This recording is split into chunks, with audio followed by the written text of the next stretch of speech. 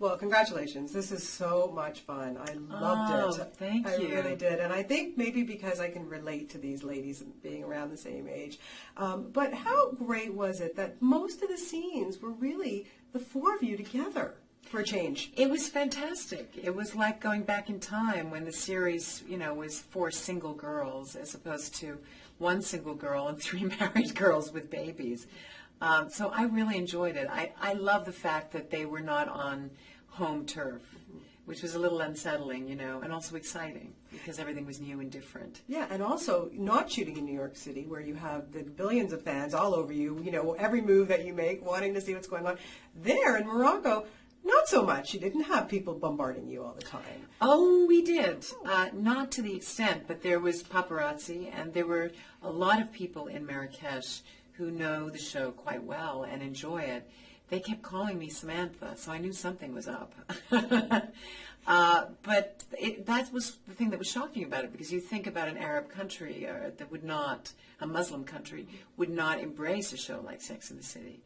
But that's why I think that we eventually came to Morocco, because I think it's much more liberal and much more open than other Arab nations.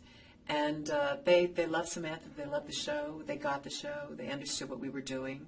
Most of our extras had never been extras before, and they were sort of fascinated but completely bored by it after a while. But it was a totally different experience. Yeah, I can just imagine.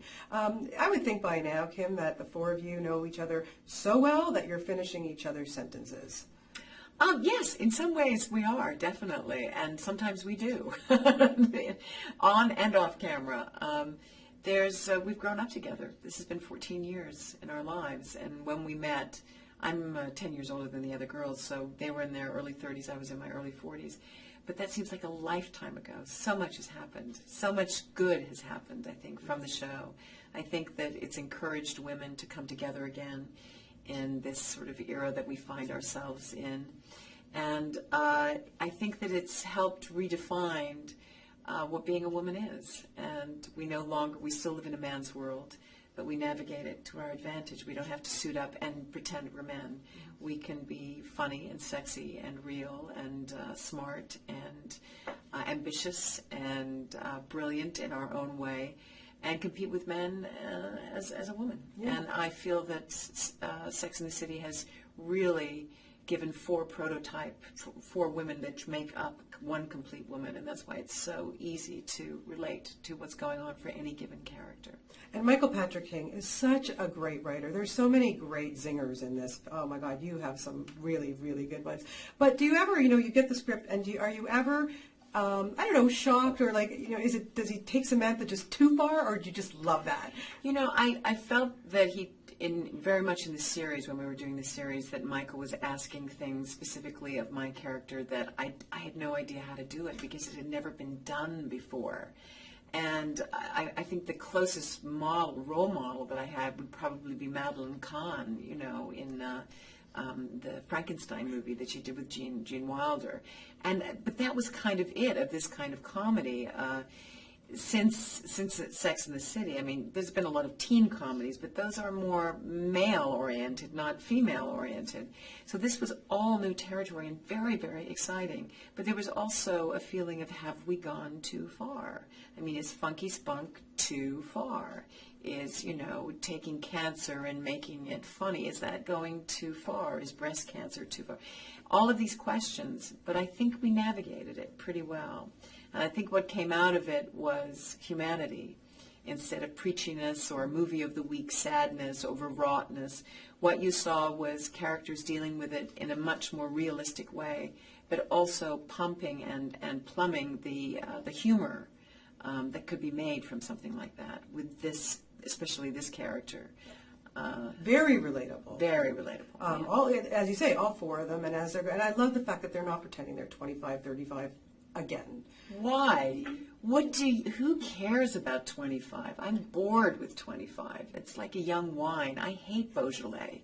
I don't want to drink it. I think it tastes terrible. I want a nice, full-body wine. Right, but what's wrong with embracing your age? And also, so what if you spend the night in with your husband, or so what if you're hanging with your kids and you're frustrated? That's real stuff. That's right. You said it, sister. Yeah, it's just amazing. Okay, now there's a lot of fun stuff in the film too, not just some.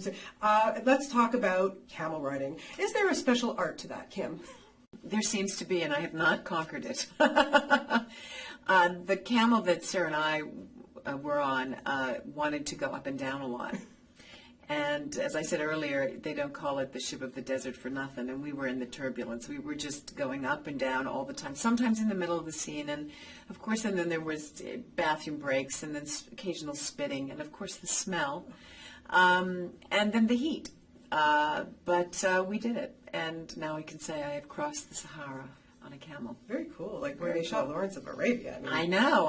It's something you put on your CV, isn't it? I would think so, yeah, for sure. Okay, karaoke. Are you a karaoke kind of gal? Not at all. Not at all. But I love to sing, and I loved going into the recording studio. I mean, it's like a fantasy. It's a girl's fantasy. This whole job is like a girl's fantasy. You get to dress up and do crazy things that you would never do in your wildest dreams. And it's just been so much fun. So the karaoke was, we went to a recording studio with these amazing producers that produce like Alicia Keys and the likes of that.